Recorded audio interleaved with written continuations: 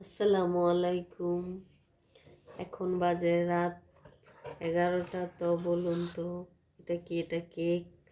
তো এটা কিসের জন্য কেক?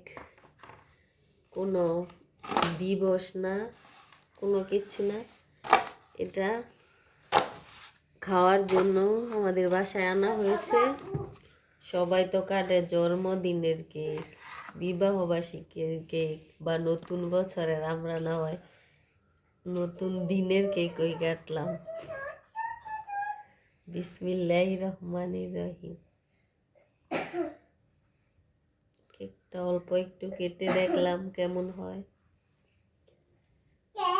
দেখতে সুন্দরই, আর মনে হচ্ছে এটা আজকের কেক কি বানানো।